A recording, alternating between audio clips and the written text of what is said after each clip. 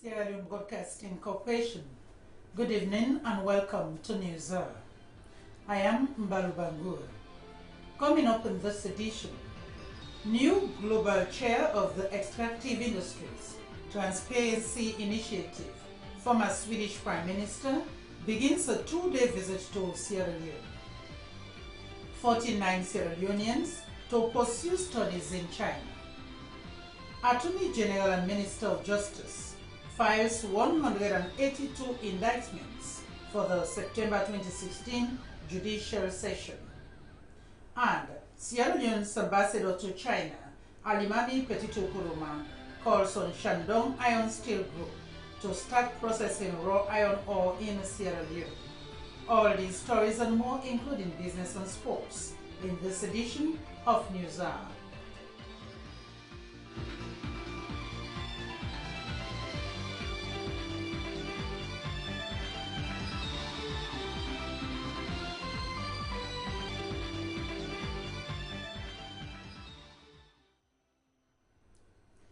The new chairman of the Board of Extractives Industries Transparency Initiative International, Frederick Reinfeldt, has briefed President Kuruma on new measures EITI has come up with in the areas of revenue generation, contracts, and beneficial ownership that will be used to enhance national development.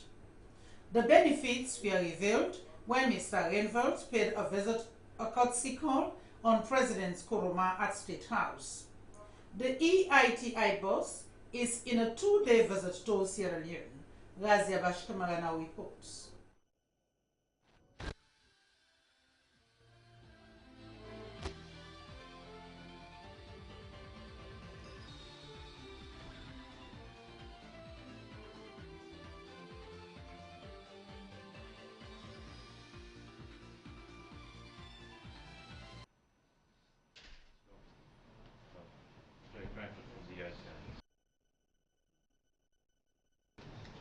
Introducing the new chairman for the Extractive Industries Transparency Initiative, EITI International, the Chief of Staff Office of the President, Saidu Kanton Sese, reminded His Excellency the President that when they returned from the conference in Lima, Peru, in his briefing to Cabinet, he indicated that they are expecting a visit from the new chairman of the EITI.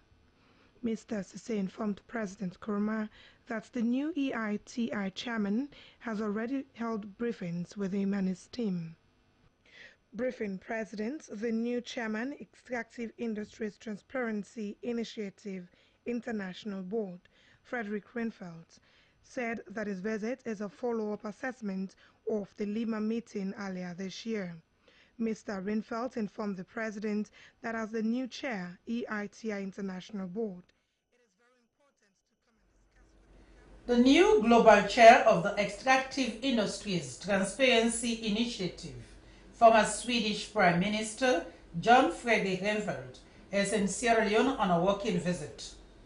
Whilst in the country, Prime Minister John Fredrik Reinfeldt will engage the Sierra Leone's Extractive Industries Transparency Initiative Group, the President, and other government institutions about the new changes in the EITI global standards. Mr. Reinfeldt will also discuss progress and challenges in the country's natural resources, governance ahead of the country EITI validation next year. Upon arrival, Ibrahim Samura engaged the former Swedish Prime Minister John Fredrik Reinfeldt.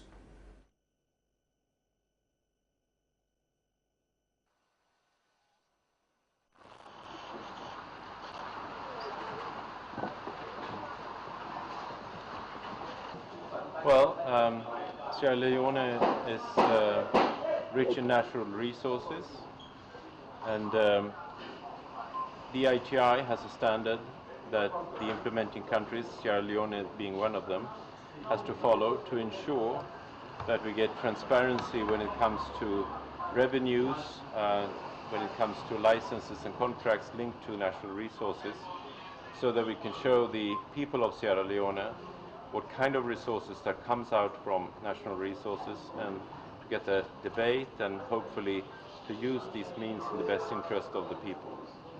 So could you just explain about Sierra Leone performance in the EITI process? How Sierra Leone has been doing in the process? Well, we are actually now in the National Board going to take soon a decision to validate Sierra Leone probably beginning of next year. We are here to talk with our EITI team in place. There is always a national ownership when it comes to EITI, what we call a multi-stakeholder group. We want to ensure that civil society in Sierra Leone has a say, to have room for the industry here present to have their word in the process, but also to the government side to show commitment when it comes to the standard and to also opening up with transparency surrounding national resources. And we are very keen to hear from our friends that work here locally and meet with the multi-stakeholder group. It's very important in the best interest of the people, but also to ensure that foreign investments come into Sierra Leone to help rebuild Sierra Leone as a country. We will discuss the fact that we are raising the barriers, what we are asking from our implementing countries. For instance, we will ask them to reveal the beneficial owners behind the companies coming into Sierra Leone. We want to know who owns these companies, because we think that transparency concerning this is also ensuring better governing of these companies in best interest for people in Sierra Leone. We will also try to see the social impact and how it can change everyday life of people in Sierra Leone by the use of our standard. We will discuss this. How do you use the figures? How do you get a debate here in Sierra Leone linked to what we find in the ITI process? The Sierra Leone struggle maybe to become a compliant country after going through a lot of processes. Yes. And just after that, the Ebola broke out in the country. Yeah. So during your discussion on your validation, did you take into account that the Ebola has affected all sectors, including the mining companies? Now, most of the mining companies are pulled out. Well, we of course know that this was a huge impact, and we are also looking at how Sierra Leone now is rebuilding and coming back after the Ebola outbreak. And as I said, it's now some years since we had a validation, and this comes in next year. But there is always a respect to listen in if there are local circumstances. Sometimes a member country is actually asked to be put out of the process for a while. But we're now trying to look forward for the future, for how we can use this to get new investments, a new start for Sierra Leone.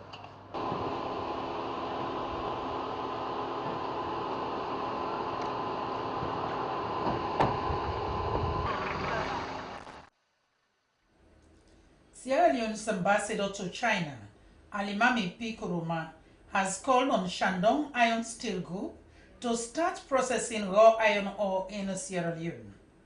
Ambassador Kuruma made the call in Yunnan City during an official visit and a conducted tour of the company's headquarters iron steel processing plant. Shandong Iron Steel Group now employs 15,000 personnel with an annual production capacity of 6.6 million tons.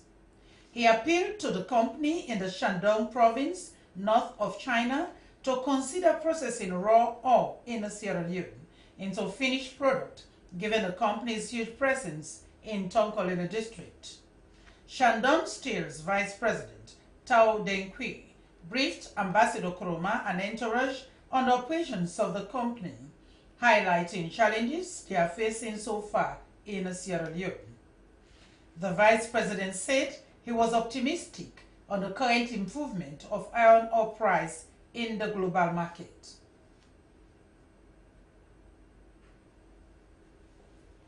The Minister of Education, Science and Technology, Dr. Minkai Luba, has launched a website for the Ministry of Education to help members of the public know the day-to-day running of the ministry. The website, amongst other things, will contain official email addresses of staff of the ministry. Nasiruddin Kuruma was there and filed in this report, read by Anne-Marie Gibai. here, they are equally eager to provide support and help the ministry realize its vision, not merely to promote the ministry, but more importantly, to help bring about improvement in the quality of education available to Sierra Leoneans.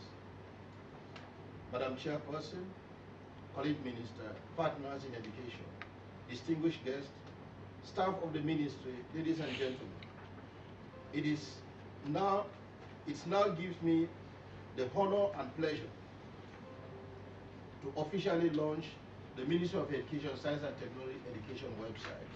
I thank you all for attention. According to the Education Ministry officials, the website should be used as an advocacy tool, where the ministry with development partners will interact to develop the sector. Dr. Minkai Luba informed his audience that though it may not be the first government website, but he is rather convinced that it will be the most visited, used, and ultimately the best of all national websites. Education, he says, is a priority to all Sierra Leoneans, and that accurate and current information on education will be accessible to all compatible mobile phones, tablets, or laptops, and network access in any part of the country. The minister notes that the use of the website does not stop with the provision of information. He adds that they intend to use the website to direct visitors to other websites and platforms for teaching and learning materials, and recordings are being prepared that can be accessed from the website. The website is to be operated in the ministry under the ICT units, and it will be interactive, allows for uploading and downloads larger files, supports mailing facility with unlimited accounts, among other functions. This website a success.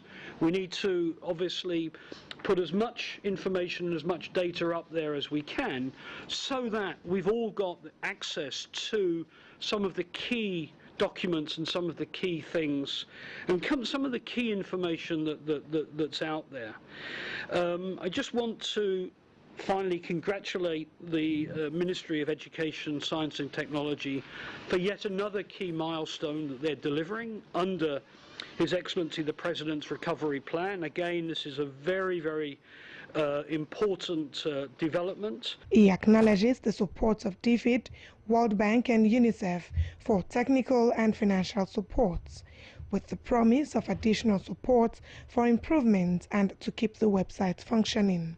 The Minister of Youth Affairs, Mahmoud Bangura, thanks the ministry and its partners for providing an education website that will benefit mostly young people in the education sector. Similar sentiments were expressed by the Minister of Sport, Ahmed Kanu.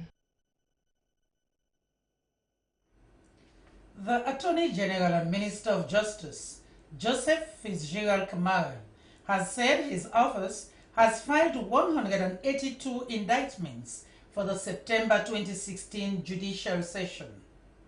The Attorney General in a press release said, of the 122 indictments filed for Freetown, 13% are for offenses that are very serious, while 26 are gender-based. According to the release, a total of 879 indictments have been filed since January. Trial and remand inmates population declined between January and July 2016, the release adds. Inmates population dropped by 200 with a reduction of 13% awaiting trial and 6% decline in remand inmates. The Attorney General further states that the increase in filed indictments since January demonstrates commitment of the President's vision to reform the justice sector. The release further states that government has recruited more state councils and judges, deployed magistrates in every district, and expanded legal aid services. Attorney General and team will continue to improve on the performance of the Law Officers Department and restore public trust in the justice system, the release emphasized. The public is therefore encouraged to continue to cooperate with the Office of Attorney General and Minister and the Justice Ministry to ensure speedy and effective trial, the release concludes. The magistrate of the Gambia Magistrate Court, Magistrate Abdul Kewu, has found the bike rider's president of Gambia District, Ibrahim Manua, guilty of conspiracy to commit an offense, and the Gambia Bike Riders Park chairman, Usman Yelisanko, of conspiracy to commit an offense and assault. On the 9th of August 2016, police charged the two commercial motorbike riders to court for conspiracy and assault on a vehicle examiner of the Sierra Leone Road Safety Authority, the Reverend Francis Kanu Mansari. At the end of the judgment, the Public Relations Officer, Sierra Leone Road Safety Authority, Abdul Karim Dumbuya, explained to Francis Danema how his authority views the judgment. In short, to bike riders and all other members of the public who always want to challenge people that have the statutory responsibility to enforce the law. If you will recall, on the 21st of July, the bike riders, a group of bike riders in Gambia attacked our vehicle examiner. He was kidnapped, taken to the Colenten River, and was thoroughly beaten. After some time, he was charged, the perpetrators, some of the perpetrators were charged to court. And on the 19th of September, on the 19th of August, two of them were found guilty. One was found guilty on one count of conspiracy, the other one was found guilty on all two counts, that is conspiracy and assault occasioning actual bodily harm. And they were sentenced. The one with the one count was sentenced for 18 months imprisonment. The other one was sentenced to 3 years imprisonment. They are expected to serve their sentences in Port Loko prisons. Yes, but PRO, when we spoke to bike riders at Gambia, they were also alleging that the vehicle examiners barely demand money. That is what led to that action. No, well, you should have taken to ask the three sides: the road safety corps, the bike riders, and the Gambia public. Most of the bikes and vehicles in Gambia are not licensed. We have small number of personnel. Let me tell you, if you have capacity in terms of personnel, I tell you, most of those vehicles and bikes will not be along the roads because they don't license. And when once you try to enforce robustly, they accuse you of all sorts of, they bring in all sorts of allegations. But these bike riders are riding conveniently in the town. Well, so don't you think that you're riding with them and giving them allowance to ride? They are not. You have seen them in Gambia. We have a very small number, about 8 personnel. When they are ready, they say they are asking for money. No, they attempt to give them money because they don't accept. That is why they are fighting them, they are assaulting them. This is not the first time they are assaulting them. You think if they are asking money, assaulting them is a justification? No. If these people are being sent here by a government agency, if they demand money, solicit, they have somewhere to report them. But by attacking them, and when you are asked to bring in fake, false allegations, that is unacceptable. No way. It is not. They bring vehicles, bikes. They don't want to pay custom duty. They operate them in the district, and once they are stopped, they say no way. They confront. The bike that was arrested was an unlicensed bike. It has no NRA document. They went to our office, attacked our office. They looted all the bikes that were there. So you say the people are asking for money? No. He's Abdul Karim Dumbuya, and in that interview with Francis Danema, the new chairman of the Board of Extractive Industries Transparency Initiative International, Frederick Reinveld, has briefed President Kuruma on new measures EITI has come up with in the areas of revenue generation, contracts, and beneficial ownership that will be used to enhance national development. The benefits were revealed when Mr. Reinveld paid a courtesy call on President Nkrumah at State House. The EITI boss is in a 2-day visit to Sierra Leone. Razia Bashkama filed in this report.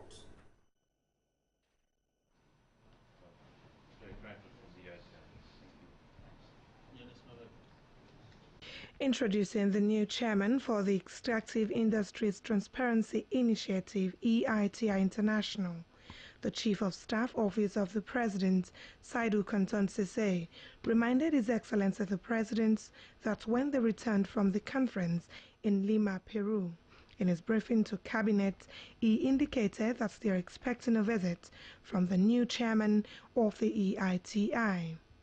Mr. Sese informed President Nkrumah that the new EITI chairman has already held briefings with him and his team. Briefing President, the new chairman, Extractive Industries Transparency Initiative International Board, Frederick Reinfeldt, said that his visit is a follow-up assessment of the Lima meeting earlier this year. Mr. Reinfeldt informed the President that as the new chair, EITI International Board, it is very important to come and discuss with the government all of the developments that they are domesticating as a government. It's coming in place this year, 2016. This will be important because when we start validation on this new standard for Sierra Leone, we foresee this next year for 2017. It's not the same rules that apply as we did last time. It goes back to 2013. So, and for us it has been important not just to say if a country is candidate or compliant. We want to meet the pressures around the world globally, but also among our member states, to ask us to raise the requirements, to move into new fields, and I think the new standard reflects that. For instance, it used to be very much focused on our report coming out on an annual basis.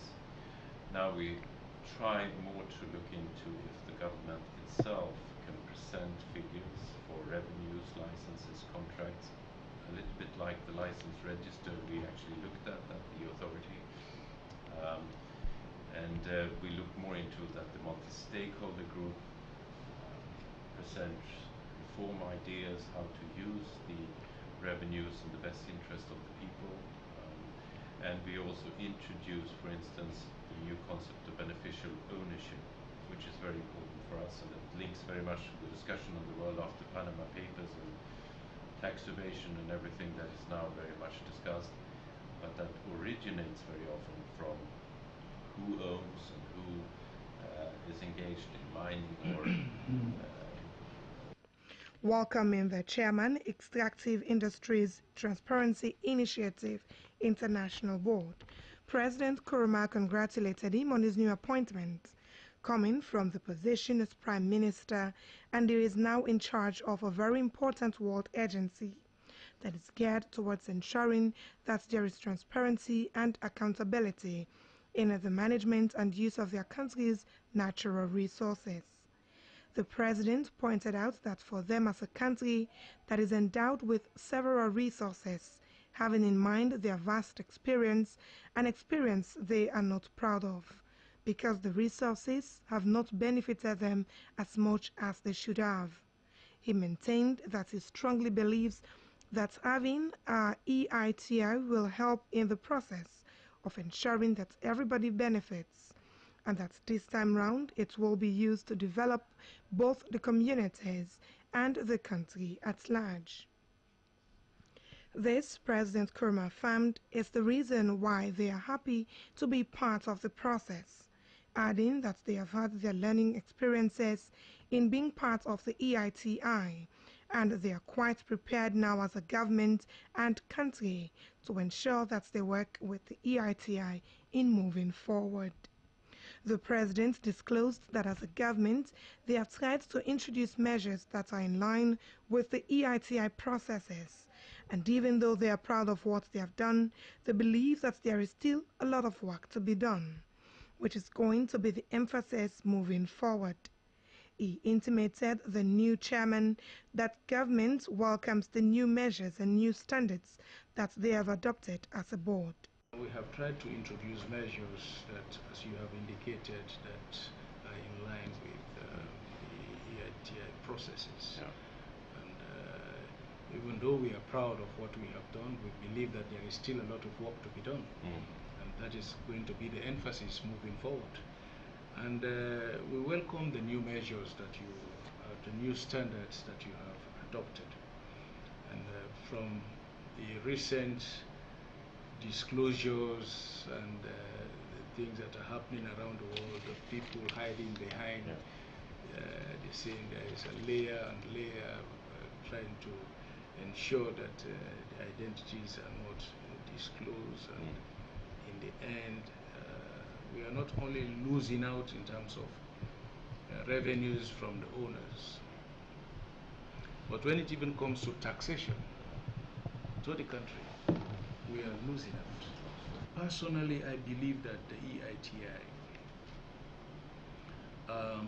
is, we should work with closely, we should partner, we would ensure that the process is adopted as quickly as we could, and those that have had a holiday in the past in terms of, you know, benefiting directly and the country not benefiting will come to an end. Yeah. And we will now have a situation wherein everybody benefits, and then it will help in the overall development of the country. And you know, it's no point having all of these resources and still you cannot show any, you know, developments for it, because other people are quietly benefiting. So I think that is a commitment that I can give, and I am happy that we have already set up the necessary structures, and the proper representation is out there, including the civil society and everybody in the local communities. And it is for us to ensure that we meet the Ministry of Foreign Affairs and International Cooperation has organized a farewell event for the 2016 Chinese Government Scholarship Awardees. The Chinese Scholarship is an annual event provided to Sierra Leonean students to further their studies in China and is sponsored by the Chinese government. Hawana Tukonte reports.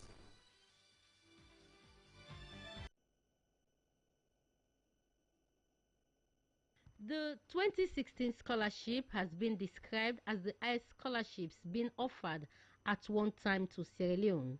49 students will soon leave the shores of Sierra Leone for China to pursue courses ranging from undergraduate to doctorate degree.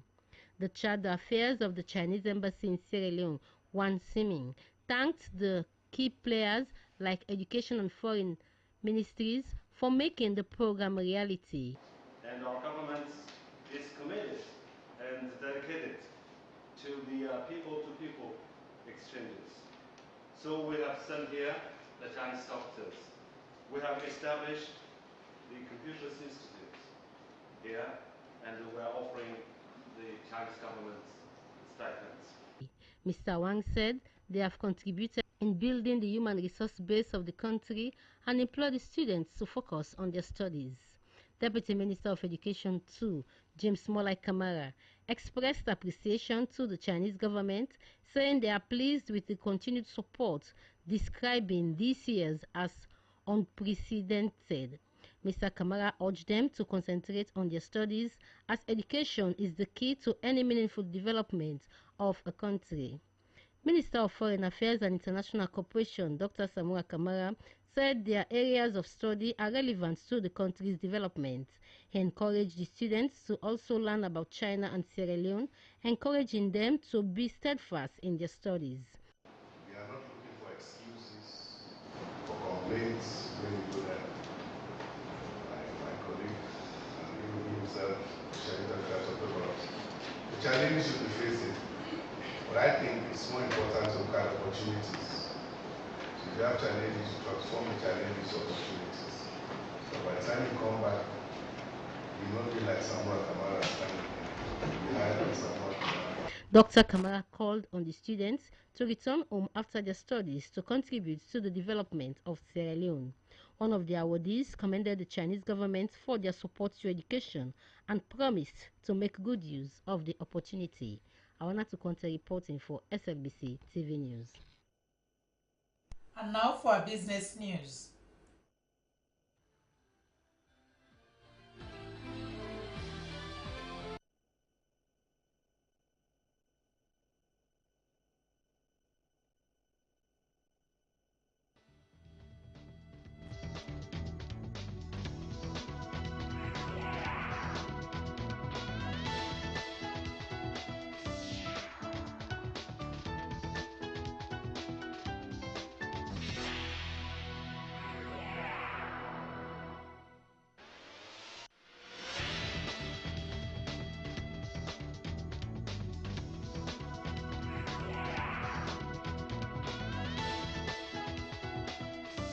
Hello and welcome to the business update with me, Awanatu Conte. The United States government's Global Hunger and Food Security Initiative, Feed the Future, with support from USAID, led by the University of Illinois at Campaign Urbana in partnership with Jala University's Agriculture Department, has launched the Integrating Gender and Nutrition within Agricultural Extension Services at Jala Mokonde. Lucian Ganda now reports. Project funded by USAID and led by the University of Illinois at Campaign Urbana focuses on reducing gender gaps in agricultural extension services, increasing empowerment of women farmers, and improving gender and nutrition integration within extension services. Engineers harnesses the technical expertise and resources of expert multidisciplinary teams to provide capacity development, technical assistance, research, network, and knowledge sharing support to respond to real-world problems in agricultural extension systems. Declaring the launch of the project open, the Chief Agricultural Officer, Ministry of Agriculture, Forestry and Food Security, Francis Sanko, explains the 5 implementation policies of government, which include to increase land production for mechanized farming, the provision of materials to boost farmers, loan facilities for smallholders commercialization, community banks for rural farmers, agricultural centers, and the construction of feeder roads to access produce markets. The country director, USAID, Khadijat Mojidi, has this to say. By expanding farmers' access to local and international markets. Last month, the U.S. Congress passed the Global Food Security Act, legislation that will now institutionalize the Feed the Future initiative, which this program is a part of. So that's one aspect of sustainability. Launched in response to the global food price spike in 2008, Feed the Future has helped millions of farmers adopt innovation and practices to build their businesses, boost their sales, leverage millions of dollars in private sector resources, and reach nearly 18 million young children with nutrition interventions. She expresses the hope that with the cooperation of all, the path to prosperity will be actualized. The head of Department Extension and Rural Sociology, Jala University, Adolphus Johnson, explains the relationship between Jala University and the University of Illinois. Jala University goes way back into the 30s and 20s when it started as an agricultural training center.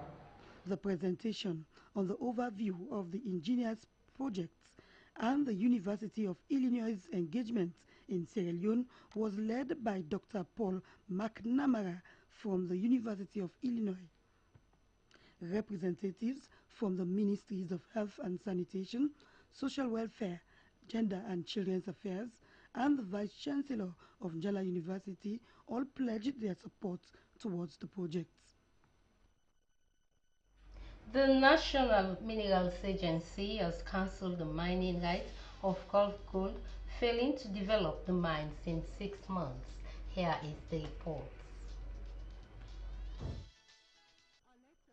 By the National Minerals Agency, NMA, states that the company failed to undertake development of the mine within 6 months of the registration of the license, as stipulated in the Mines and Minerals Act. According to the NMA letter, the decision was taken by the agency to cancel the mining rights of Glove Gold was the outcome of meetings held by the Minerals Advisory Board, which includes representatives from the Ministry of Mines and Mineral Resources.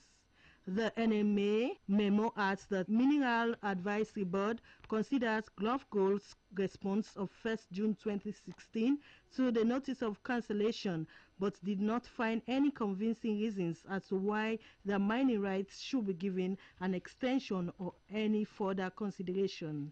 According to the NMA memo, Glove Gold did nothing to develop the mines, adding that the agency wants to ensure that license holders operate in line with the provisions in the Mines and Minerals Act. The National Minerals Agency, the Ministry of Mines and Mineral Resources, and other stakeholders in the mining sector that form the Minerals Advisory Board cancelled 57 exploration and mining licenses in May this year. The 3 exploration licenses include that of Agosi Minerals Limited, an Australian-listed company. Well, that's the business update. I'm Awana Tukonte. Thanks for your time. That was Awana Tukonte with business news. And now for sports.